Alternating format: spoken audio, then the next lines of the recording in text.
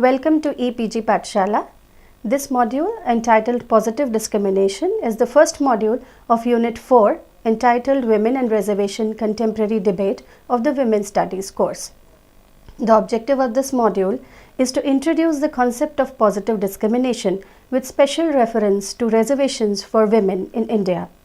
In this module, the first thing that I do is to introduce the concept of positive discrimination.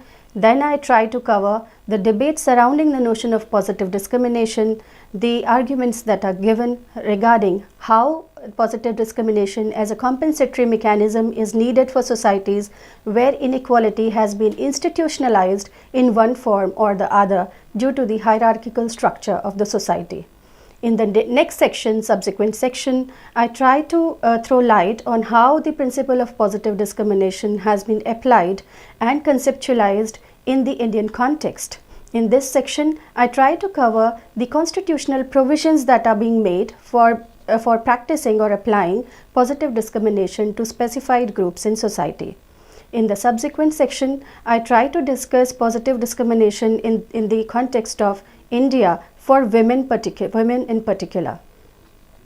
And finally, I summarize the chapter in the concluding section. Positive discrimination, what is it? In any society, there may be groups or specified groups of society that have suffered historical disadvantage due to institutionalized mechanisms of inequality and structures of inequality. These groups need special ameliorative measures and compensatory mechanisms so that the historical wrongs may be undone. And these compensatory mechanisms or the ameliorative measures are termed in different ways, including positive discrimination, reverse discrimination, compensatory discrimination, positive action, and affirmative action. Positive discrimination actually refers to a situation where individuals or groups are accorded special treatment in order to undo the wrongs done in the past, and it is actually construed as a compensatory mechanism for these wrongs which have accrued to groups in the past. Such wrongs may accrue out of institutionalized inequalities in society. Positive discrimination has been practiced in many countries across the world, including the United States, India, Malaysia, and Sri Lanka, among others. All these countries are subscribers to the notion of equality of opportunity.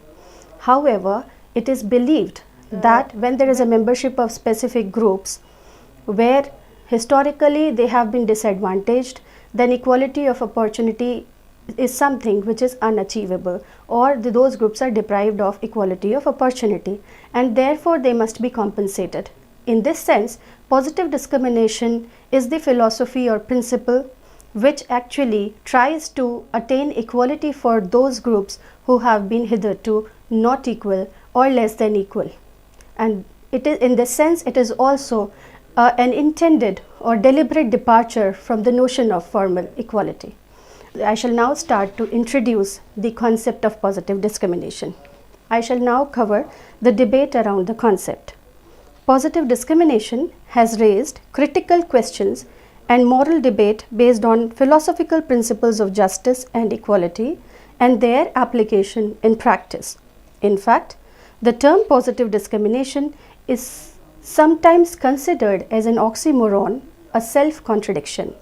Given the best of intentions, discrimination based on ascribed rather than achieved characteristics is considered unjust, while the rationale for positive discrimination policies proceeds from an awareness of the entrenched and cumulative structural character of historical inequality and an urge to undo it or at least compensate for it. It entails a systematic and deliberate departure from norms of formal equality. It is rather premised on the assumption that formal equality may tend to perpetuate and increase the historically existent inequalities and injustices in any society. While the notion of justice is itself complex, its confrontation with another complex notion of equality marks the domain of policies for positive discrimination, amounting to a spate of controversies. Positive discrimination may take various forms like reservations, quotas, and affirmative action. Acharya points towards the fact that the theme of affirmative action usually triggers controversies and evokes passionate reactions and debates among both the adherents and detractors. Both the most ardent advocates of affirmative action and its most vehement foes loudly proclaim their allegiance to the ideal of equality. Mohanty also points out, quote, "The quest to rectify historical wrongs has triggered new and unanticipated social tensions," unquote. However, the rationale for furthering the policies of affirmative action varies from place to place and time to time. Mohanty has given two major approaches for justifying affirmative action. First, forward-looking, that is, utility-based, which appeals exclusively to the good result expected from such a program, and second, backward-looking, that is, reparations-based, that focuses on past injustice and demands reparation. However, looking at the causes for controversies, particularly in India, he further adds that, quote, "In India, affirmative action is essentially rooted in approach based on past injustice and reparations. Positive discrimination expresses wrong messages when they are based exclusively or primarily on either of these two arguments," unquote. Rai also points towards two kinds of programs for compensatory justice and redistribution programs. She writes, "Compensatory programs differ from redistribution programs mainly with regard to concern with the past. Redistribution is concerned with eliminating the present inequalities, while compensatory justice is concerned not only with this, but with also providing compensation for unfair burdens borne in the past." Now we come to the Indian context. It has been accepted that some sections of Indian society faced historic disadvantage and ameliorative measures are needed to undo the wrongs. It is no more disputed that the Indian society has been horizontally and vertically split and stratified on the basis of caste. Caste in India has been believed to have bred structure of cumulative institutionalized inequality. Since it has been a site for historical injustice and disadvantage, the principle of positive discrimination was adopted to retrieve the disadvantaged sections, especially the scheduled castes and scheduled tribes, from the cul-de-sac. According to Christophe Jeffrelet, India was probably the first field for experimentation with positive discrimination policies, initiated by the Christian missionaries and the colonial authorities for the advancement of the underprivileged. The British initiated the caste-based quotas in the country and also established a nationwide legal system with the norm of equality before the law. Acharya also writes that affirmative action in India can be traced back to British India, through which the British ensured the equal representation of different communities. He further says that their discrimination was based on two principles. One, to create a balanced situation between competing communities, and the second was to divide anti-colonial forces or the nationalist front. In fact, the central problem that confronted the Constituent Assembly while framing the Constitution of India was the problem of justice. Thus, the problem of justice acquired central focus of the Constitution makers while they grappled with the challenge of striking at the roots of accumulated historical injustice. The framers of the Constitution had a particular conception of justice in their mind. This conception, as reflected in the underlying philosophy of our Constitution, is multidimensional and encompasses not only the urge to foster socio-economic but also political justice. Socio-economic justice implied rendering material and substantive benefits to the historically disadvantaged sections in order to bridge the gap between different sections of the society and give the poor the right and opportunity to live a decent human existence. Political justice implied the right and opportunity to share political power and participate in decision making through political representation. However, apparently, the socio-economic aspect was given precedence over political justice. The three spheres in which policies based on philosophy of positive discrimination have been applied in practice in India primarily are: first, political representation; second, admissions to educational institutions, mainly higher education institutions, and employment. Ashok Acharya defines affirmative action as, quote, a formal effort to provide increased employment and education opportunity for unrepresented and disadvantaged groups at a level sufficient to overcome past pattern of discrimination and present structural inequalities. The constitution makers, while ensuring equality before law and equal protection of law and prohibiting discrimination against any citizen on grounds of religion, race, caste, sex, place of birth, provided space for positive discrimination for the weaker sections of society via Articles 15.4, 16.4, 330, 332, 335, and making special provisions for women and children through Articles 14, 15, 15.3, and 15.4.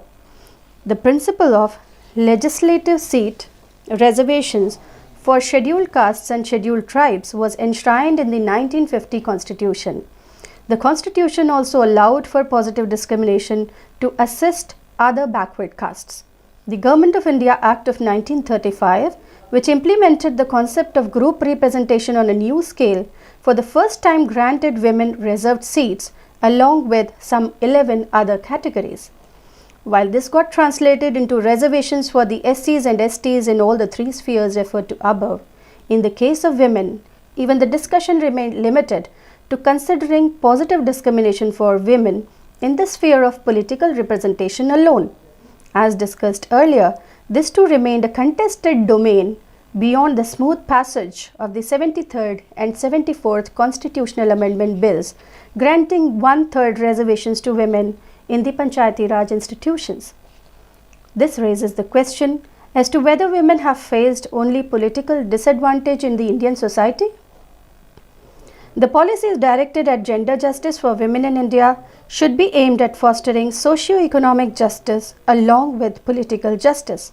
This has given rise to the debate on whether positive discrimination for political justice in the form of granting political representation may foster socio-economic justice or not, and has prepared the ground for defeat of the proposals for women's reservation. Let us now discuss the issue of positive discrimination for women in India. The problem of justice remained the cardinal problem for the Indian state after independence, even though this has been the central focus of the Indian Constitution. The problem of justice remained the cardinal problem for the Indian state after independence, even though this has been the central focus of the Indian Constitution. Even in the case of weaker sections of the society, much success could not be achieved in spite of a long history of reservations. Rather, new tensions have come to the fore on the issue of representation. At the outset, it needs to be acknowledged that the need for positive discrimination for women is not as pronounced even in the Constitution as for the weaker sections. Nevertheless, positive discrimination policies for women are provisioned in the Indian Constitution,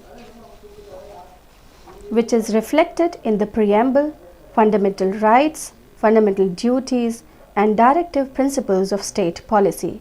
These policies not only provide the equal status for women, but also direct the state to make provision for the betterment of the socio-economic and political condition of women in India. As women in India face dual discrimination and exploitation based on caste as well as gender, to erase these dual identity-based atrocities, Indian Constitution empowers women through many privileges. Few of the most important provisions in this regard include: first, equality before law for women through Article 14. Second, the state not to discriminate against any citizen on grounds only of religion, race, caste, sex, place of birth, or any of them. Article 15.1. Third, the state to make any special provision in favor of women and children. Article 15.3. However, as mentioned earlier, Unlike the SC/STs, the debate on positive discrimination for women in the form of reservations for women took a particularly sharp turn in the case of such provisions in legislative bodies. In fact, as the history of women's representation tells us, the issue of reservations for women has faced ambiguity even amongst women representatives. When the question of reservations for women came up before the Constituent Assembly, it was rejected by the leaders of the women's movement themselves. The rejection was made on the plea that this kind of preferential treatment is to underestimate the strength of women to compete as equals and would imply an admission of inferiority. Further, as Veena Majumdar writes, quote, "The Constitution's radical departure from inherited social values represented to women of that generation its intrinsic quality. For the women of my generation, the acceptance of gender equality in the Constitution was the fulfillment of a dream." However, the confidence with which this rejection was made and the pleasure with which the provision of gender equality in the Constitution was embraced could not survive for long. For this optimism belonged to the women from, quote, "progressive middle-class families, trained in higher education, and having little experience of what life was really like outside their protected and privileged existence in families, communities, or institutions which did not feel it necessary to adapt to the constitutional guarantees or remained unaware of them." A quarter century later, by 1974, when the report Towards Equality became public, it shattered the illusion of equality. The question of reservations for women surfaced again before the Committee on the Status of Women in India, CSWI. Opposition to the question of reservations for women came on similar counts as earlier. However, the report was an eye-opener and revealed the gross underrepresentation of women in all counts of life.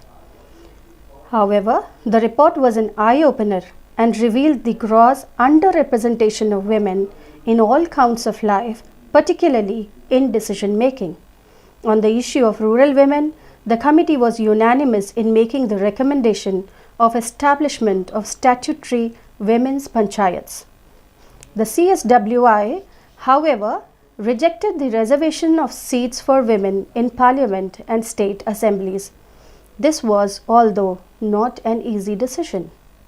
The members could not reach consensus on this point, and the decision was reached at by a majority vote, wherein it was decided to uphold the position taken by women leaders in the Constituent Assembly. There were several points discussed in both favor of and against the question of reservations for women. While the aforementioned points were discussed after long practice of positive discrimination, in the case of SCs, STs and OBCs, in the case of women, these very points were instrumental in rejection of reservations for women in legislative bodies as early as the 1970s when the report of the CSWI came out. This becomes evident on studying the reasons given by the CSWI for not favoring women's reservations in legislative bodies. The question surfaced again only in the 1990s, which have been defined as by Mary E. John as, quote, "watershed years in India's history, a time of transition when the nation state we took for granted was subjected to unprecedented pressures from within and without," unquote.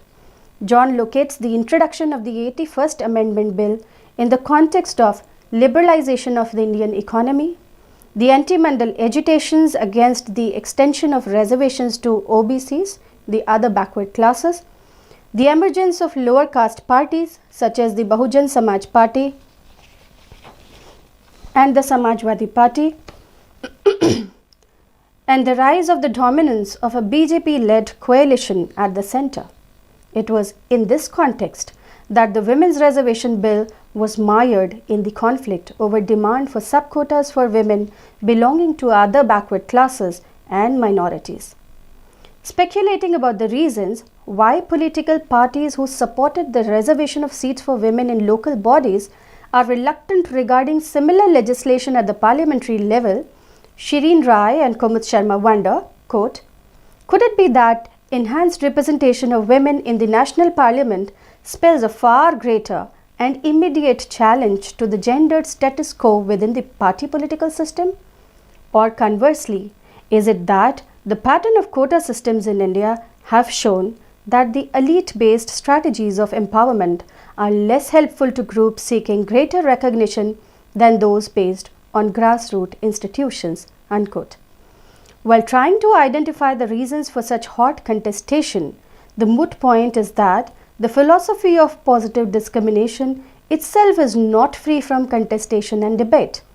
Plural societies have faced problems like group politics and stigmatizing of the positively discriminated groups upon implementing positive discrimination policies. A major question regarding ascriptively based positive discrimination policies is the question of termination. Once begun, it is often politically difficult to terminate such practices. One of the major issues strangling the Women's Reservation Bill was the question of the termination of the reservation thus granted. However, after the derailing of the bill 4 times in the Lok Sabha, scholars have been debating on the causes for rejection of reservations for women. Particularly surprising has been the near smooth passage of the 1/3 reservation of seats for women in local bodies, incorporated in the 73rd and 74th constitutional amendment bills. This points to the fact that it is not the theoretical debate surrounding the principle of positive discrimination that is instrumental behind the fate that the issue of women's reservation is meted out with in the Indian context. A bigger issue is perhaps, as Rendall points out, that, quote, "demands for reservations for women impinge on and must compete with actual or claimed reservations on behalf of other social categories in what is a crowded and bitterly contested arena." Unquote. This brings us to the debate on legislative gender quotas and the contestation therein, which has been cited as one of the most significant causes for the derailment of Women's Reservation Bill. To summarize, in this module, we have discussed what the notion of positive discrimination means. We have seen that there can be institutionalized inequalities within a society because of which some historical injustices have accrued to some specified groups of people. In order to compensate for these historical injustices, some kind of compensatory mechanisms, some kind of ameliorative measures need to be taken, and these ameliorative measures or compensatory mechanisms have been variously named. They have been named as not only positive discrimination but also reverse discrimination, positive action, affirmative action, compensatory discrimination, and several other names. The principle of positive discrimination basically has to do with how historical injustices can be met with some processes initiated in the present. We have also seen that the issue of positive discrimination has been surrounded with intense debate. And then we have seen that how the Constitution of India has tried to actually compensate for the historical injustices done to specified groups of society. While the demand for positive discrimination for groups like the SCs, STs and OBCs have been already met or tried to be met, the question of reservations for women actually has been surrounded with intense debate and controversies.